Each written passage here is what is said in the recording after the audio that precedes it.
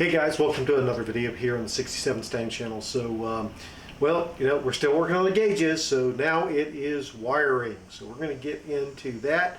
I know it can be a little bit intimidating. I am a bit intimidated myself, but I don't think it's going to be that bad. So let's get in here and talk about it.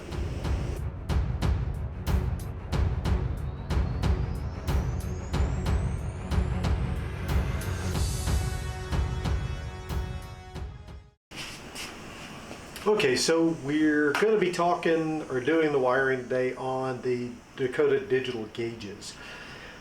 I'm going to start out by just running the wires for the sensors that we installed in the last video. So the temperature sensor, the oil pressure sensor, and the speedo. Those should be fairly easy to get done. I'm not really going to show you those. The kit comes with harnesses or pigtails or whatever you want to call it for those. They plug into the sensors, and we're going to run them up through the hole in the firewall. I showed you again in the last video where the speedo cable came through. Now it is important to note I'm going to put a grommet in there so that you don't have the metal from the firewall rubbing on those wires, also to help seal it, to keep any sort of engine gases, exhaust, cold air driving it, whatever out as well. So we'll be doing that. Then it's going to be getting inside. We're going to have to wire up the control module, which I should have pulled out already, but didn't. Okay, but it's right here, right? So we got to do this control box. As you can see, it's pre-defined on what goes where. I actually think this is going to be easier because of the American Auto Wire harness. All of the wires are labeled as to what they go to. So for the right and left blinkers, for example, the high beam light indicator. I don't have a check engine light, so I don't have to worry about that. The dimmer for the instrument lights to come on. So I have all of that labeled as part of the Auto Wire kit, American Auto Wire kit. So I think this is going to be easy. I may actually pull the harness that was on the old gauges off, because that then plugs in, and I think keyword think, this is going to make that easier. So I'm going to go ahead and jump in, run the wires for the sensors first, kind of show you those things. Each of the sensors does have its own unique plug, so you know which wires go to which sensor. So I'm going to jump in and get that done under the hood here and pull that through the firewall. So again, I'll show you when I'm done. Okay, so got the wiring run.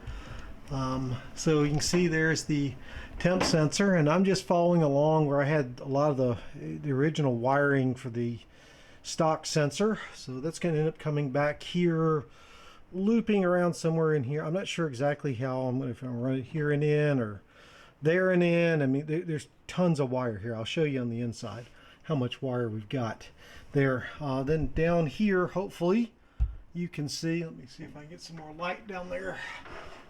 Maybe. Let's see if that's any better. Maybe. I'm not sure if that's any better. There's the oil pressure sensor. It comes, again, it's going to come across. I'm probably going to, I haven't decided if I'm going to take it back along the firewall. Here's where the old sensor wire was run. It ran up there. I may do that as well, but then it's all just running back up in there through the firewall. Now, come back on the inside of the car, you'll see what I'm talking about with all of the extra wire. So you can see it coming out of the dash here, through the steering wheel, all the way out here into the seat. So yeah, and that's which one's this one? The oh yeah, the oil pressure. I've got more wire than I could ever need here. So they give you plenty to run this thing anywhere you need to. So I'll be cutting that off once I figure out where I'm going to place the control box in here. So I got to fit it somewhere up in there, and I'm not exactly sure where yet. So I'm going to try to figure that out here. Okay, battery died, had to get a new one. But anyway, so I was saying I got to figure out where to mount the control box up in there, and then figure out what other connectors I need. I also need to identify a keyed on 12 volt and a always on 12 volt. So we'll look into that too. So let me pull the control box and figure out where I might want to mount this. Okay, after doing some test fitting and verifying that it would fit, I think I'm going to mount the control box right there behind the instrument cluster. I don't see any problems with that. I test fitted the gauges in here. They fit, mounted up fine. So I think that's going to be where I put this thing. So I'm going to figure out exactly where the holes. I've got to maybe relocate a couple of the grounds I have in there from where I did the rewire. But, you know, figuring that out, God, just the number of wires that come with that American Auto wire harness compared to the original harness. Look at that bundle there. But yeah, I think that's where it's going to go. So that gives me what I need to know for that. Next is to find the wiring that would give me the 12 volt keyed power and constant power. Now I think luckily with this American Auto wire harness, this is one of the clips, let me get in here, that went or goes to the gauge. That pink wire I think is keyed power, and I think because that yellow wire runs to the clock, if I remember correctly, that might be constant power. So what I'll do is hook up the battery again and then get my voltmeter and just see what I'm getting from those. Okay.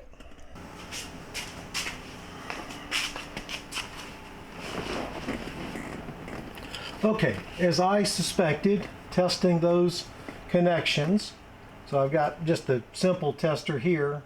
So when I put this over to that yellow wire, it lights up. So I've got 12 volts, keys off, keys not even in. Over here where the pink wire comes in on there, nothing. But if I insert, oops, come here key,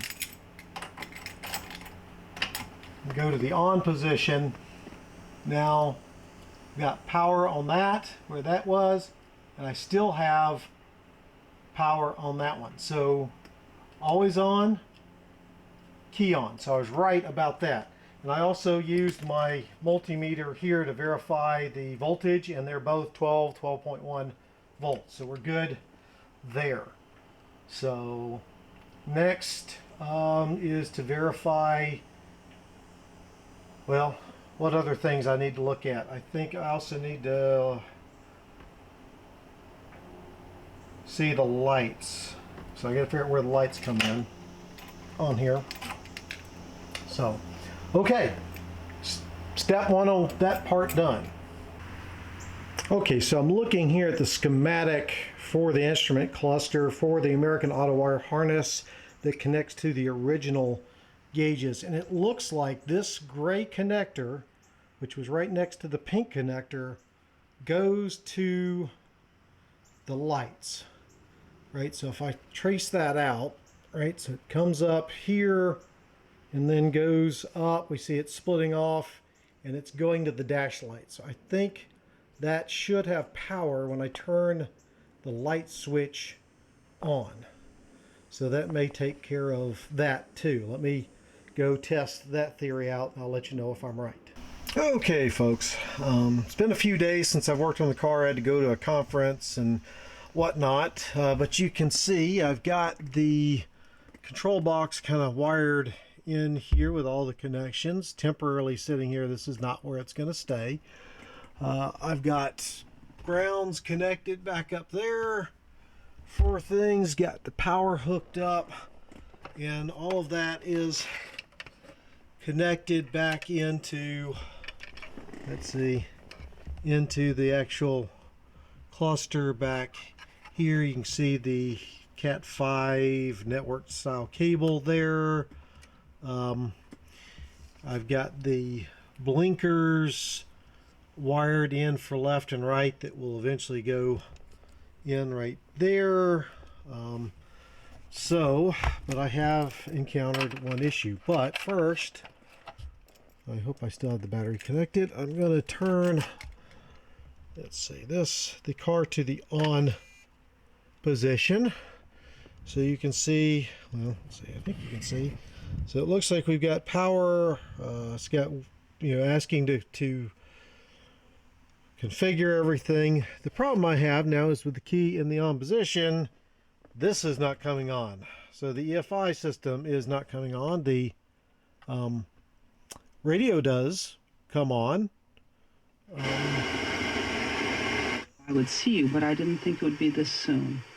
So anyway, that's working, and I think other things like the headlights are working. So I'm hoping that's just a fuse issue. So I'm going to go in next and check fuses up under there in the fuse box, which means getting up under there, and see if I can figure out what's going on with that. Because obviously I can't really do much with the rest of this if the EFI is not working, because the car won't work. Now the car does turn over too, so you can see that. Oh, so the car is turning over. It's just nothing's powering that. So anyway, let me go get under there and see if I can see if I blew a fuse somewhere. Okay guys, I think I found my problem. After checking all the fuses under the dash, they all came back good. So I kind of came back, said, well, what else have I messed with, wire-wise or whatnot? And I did have to run wires up under here for the new sensors that go with the new gauges, the temperature, oil pressure, and whatnot. So that led me to wiggling some wires up here, and I got to realizing or looking closely, and I think that's my culprit. That's kind of the ignition wire for the EFI system, and I think it's pulled loose of where I had that wired in. So get into that, rewire that connection, and hopefully that fixes the problem. Okie dokie, so I've got the wire that goes into the ignition system rewired, reconnected. You know, for some reason electricity apparently doesn't like to Bluetooth from one wire to the next. Don't know why that is. Everything else is wireless nowadays, but anyway, so I'm going to hook the battery back up, and we'll get in the car and see if this fixed the problem. Okay, so here we go with the moment of truth. Oh, there we go. System's coming alive.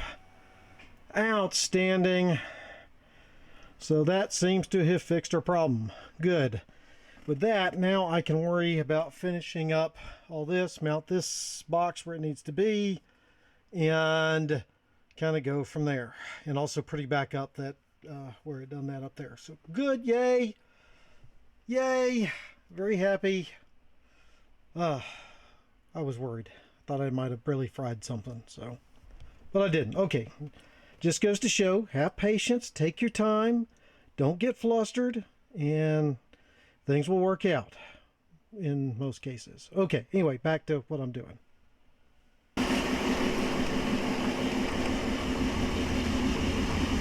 Okay guys, so got the car running. You can see the EFI is working, and lights here. Whoops, I'm not sure if you can see all this. But I've got oil pressure reading, so that's good.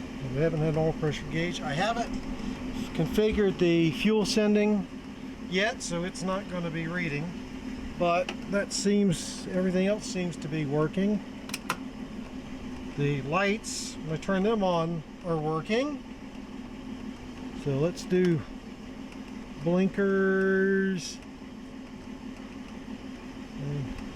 Oh, I got to plug those in. Okay, so blinkers aren't, because these are not lights. The lights are actually in there. Okay, so that's, but overall things are working. Car is running again. Yay! Yeah, I don't know how that wire came loose. I really don't. I don't remember messing with it. But now to button things up, do a little bit more cleanup, because obviously that's a mess. But yeah, we have good progress. Yay! I'm excited. I'll show you once we get everything buttoned up next, but this is good. Good. Okay guys, got the gauges installed and working, got the car running, so you can see I have oil pressure now. I have temperature. Now I will say this, where I put the temperature sensor for the gauges, it won't read until the thermostat opens, which makes sense, but I don't know of any other place to put it, because I've got to have the temperature sensor where it is for the EFI, system down here to work properly and read. But it is what it is. Now the good thing is, you look there, it's reading at, was it this 160-ish. The EFI is saying 170, 171, and now that's going back up. So the two kind of are in agreement with one another. So the accuracy of the gauge is there.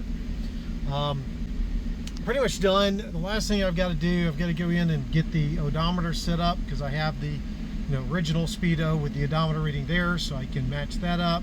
I've got to set up the fuel gauge. All of these Dakota Digital has videos on how to do, so I'm not going to do it. Involves a switch, which I still got to mount probably right up in that area somewhere. But yeah, we're done. So with that, so there we go. We got the new gauges installed. I'm very happy. It's very nice now to have a working oil pressure gauge and temperature gauge in the car. Luckily, I had the temperature gauge on the EFI, so that was good, as well as the TAC.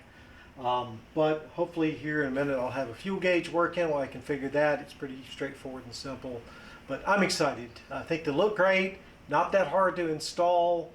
I said, I think the American Auto Wire harness made it easier. I'm still not sure why the ignition power wire pulled out for the EFI when I was doing other things, but it did, obviously. But here we are. We got it done. Very happy.